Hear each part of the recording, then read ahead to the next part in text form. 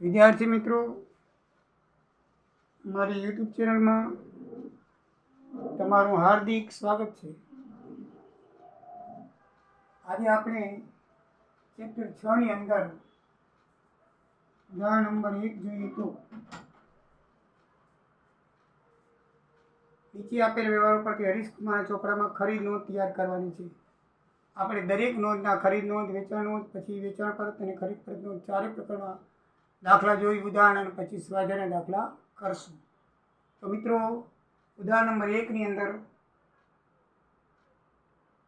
2015 March લખેલું છે, પણ મેં માર્ચ 2025 લખેલું છે. તાજો દાખલો થાય એટલા માટે.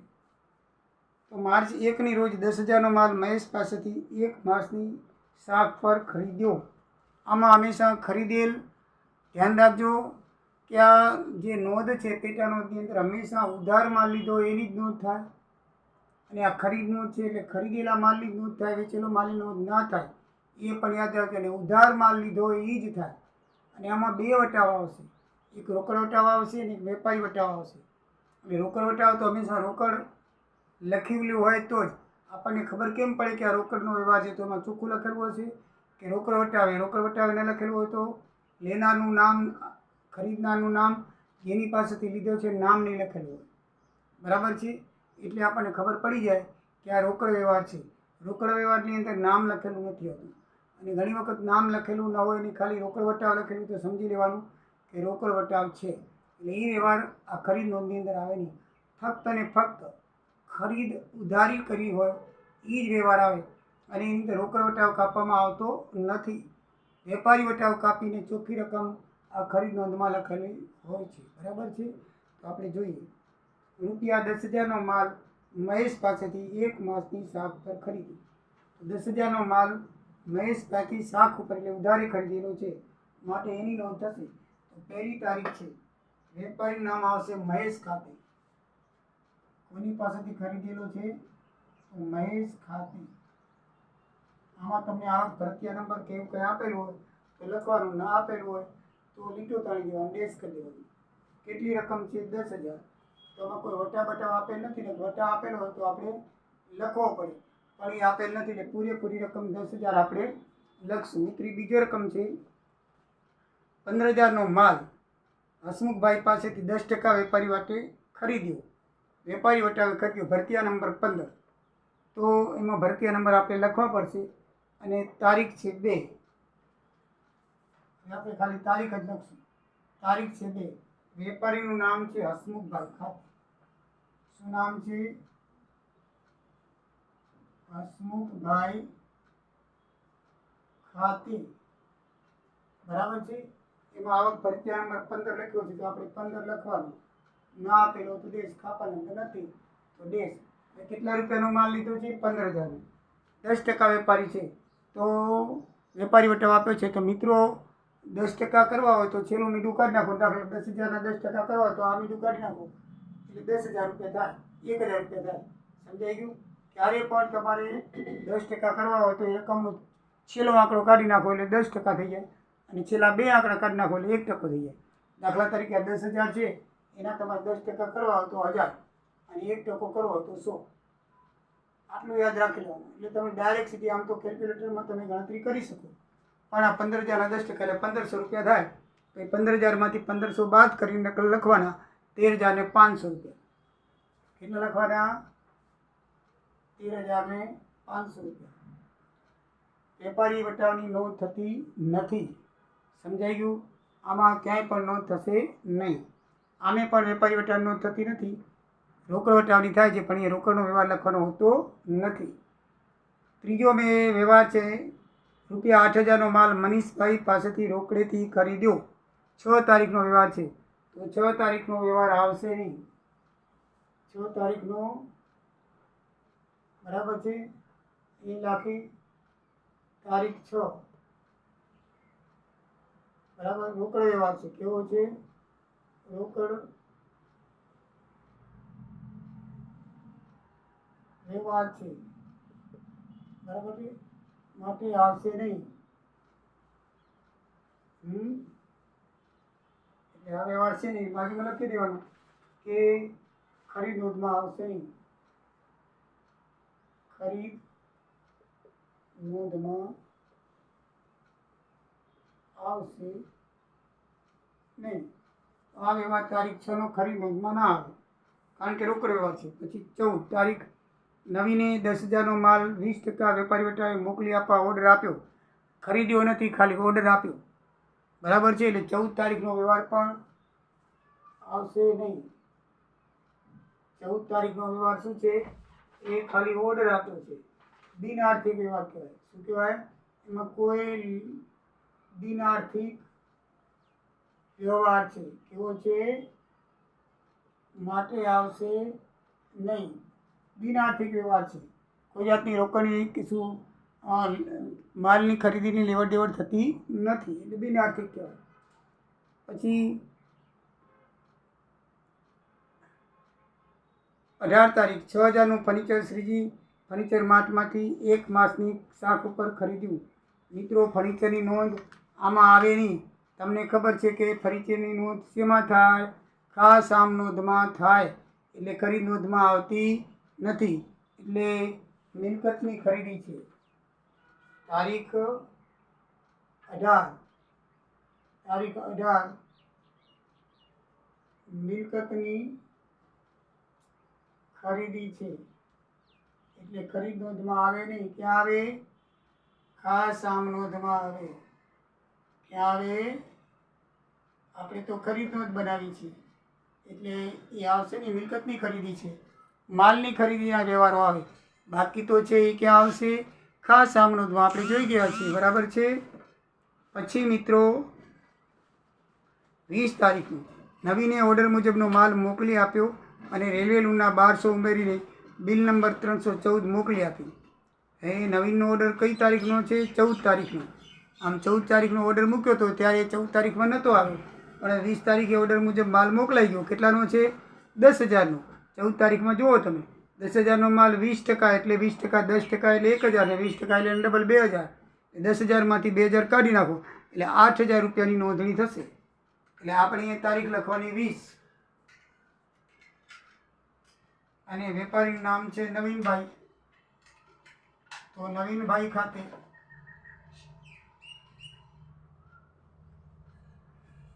એમાં બિલ નંબર આપે છે 314.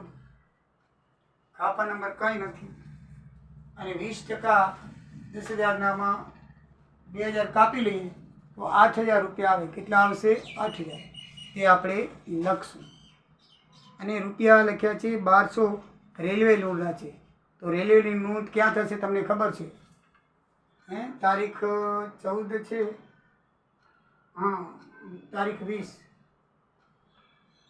રેલવે નોંધ ક્યાં આવે? ક્યાંય નોંધ નથી તો ક્યાં થાય? અહીંયા ખાસ આમ રેલવે નોંધ ખાસ આમ નોંધમાં લખાશે. બરાબર. રેલવે નોંધ ખાસ આમ નોંધમાં લખાય. એ તારીખ 20ના 1200 રૂપિયા આવ્યા છે. એ ખરીદ નોંધમાં ક્યાંય નોંધ થશે નહીં. મિત્રો, દરેક વ્યવહારની બાજુમાં નોંધ લખવાની છે. શું લખવું પડે? આપણે નોંધ લખવાની છે. લખવાનું નીચેના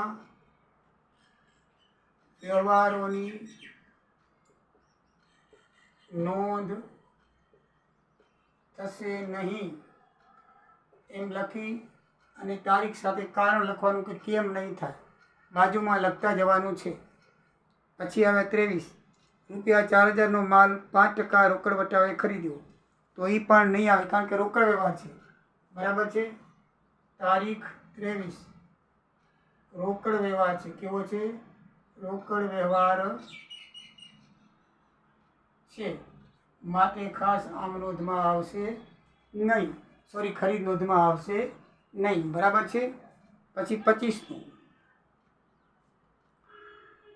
બાબુલાલ ભાઈ ખાતે 16,000નો માલ 10% વેપારી વટાવે ખરીદ્યો અને અડધા નાણાં તરત જ ચેકથી ચૂકવી આપ્યા. હવે મિત્રો ધ્યાનમાં રાખજો, 16,000નો માલ છે. બરાબર છે. 10% વેપારી વટાવે ખરીદ્યો અને અડધા નાણાં આપ્યા. તો આમાં અડધો વ્યવહાર રોકડો છે ને અડધો ઉધાર છે. તો જ્યારે જ્યારે આવું આવે અડધો રોકડો અને અડધો વ્યવહાર, તો તેને આખો ઉધાર વ્યવહાર માની લેવાનો. શું માની લેવાનું? આખો ઉધાર વ્યવહાર માની અને ખરીદ નોંધમાં નોંધ કરવાની. આ બરાબર ધ્યાનમાં રાખજો. અડધો રોકડો લખ્યો છે ને, અડધા નાણાં રોકડા આપ્યા છે ને અડધા નાણાં ઉધાર રાખ્યા, તો આને રોકડે નહીં માનવાનો. બરાબર છે? આને આપણે આખો ઉધાર વ્યવહાર માની અને 10% વેપારી વટાવ આપ્યો છે, એટલે 16,000માંથી 1 મીઠું છેલ્લે કાઢી નાખો, 1600. 16,000માંથી 1600 બાદ કરો એટલે 14,400 લખી નાખો ખરીદ નોંધની અંદર. બરાબર છે? કઈ તારીખનો વ્યવહાર છે? 25 તારીખનો. ભાઈનું નામ શું છે? બાબુલાલભાઈ. તો બાબુલાલ ખાતે બિલ નંબર આપ્યા નથી. 16,000માંથી આપણે 10% કાપી લઈએ તો 14,400 રૂપિયા વધે. બરાબર છે?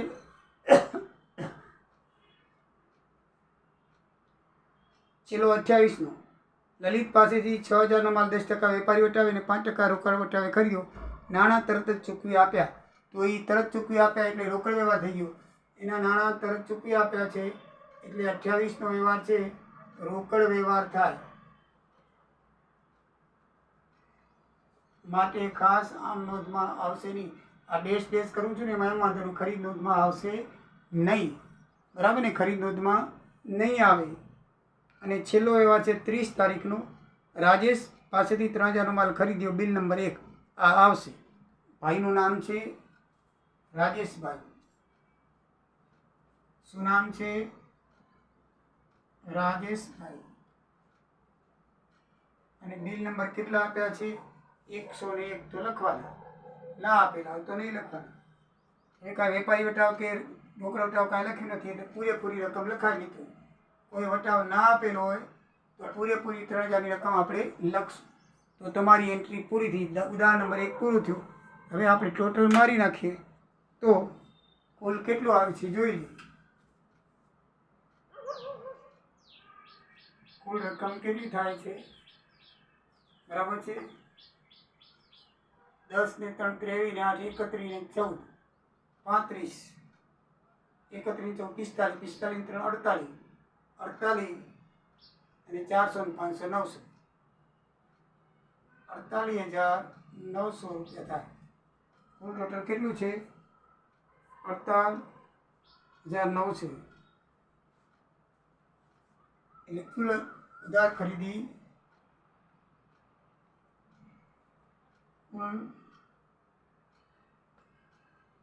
ઉધાર ખરીદી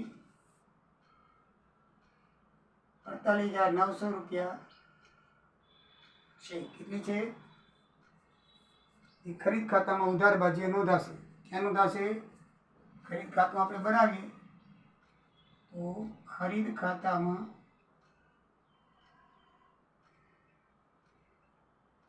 ઉધાર બાજુ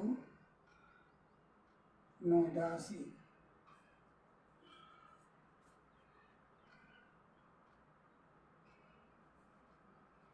નીચે નોંધ લખી છે. નોંધ પરીક્ષામાં લખો તો સારું છે, ન લખો તો કોઈ વાંધો નથી, માર્ક કપાતા નથી. બરાબર છે? પણ જે બાજુમાં લખ્યું છે વ્યવહારોની નોંધ નથી થતી એ ફરજિયાત લખવું છે. ને કે એક વ્યવહારનો માર્ક તમારો એ અડધો કપાઈ જાય. બરાબર છે? 6 વ્યવહાર છે, 3 માર્ક કાપી લે. 10 માર્કનો દાખલો તો 7 3 તો એના જ જાય.